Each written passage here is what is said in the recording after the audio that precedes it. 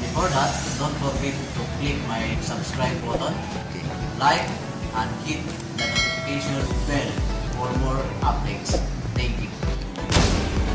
I'm going to show you how to connect the straight through Ethernet cable connection with the use of UTP and RJ45. First is white orange, orange, white green, blue, white blue, green, white brown, and brown. Okay, here we go. We're going to press this one and then put the RJ45 like this. Put it like this.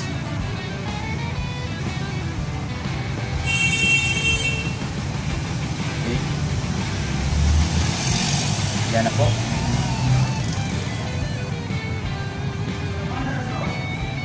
Okay. The use of RJ45 crimping tool like this. One, and then press, and then press.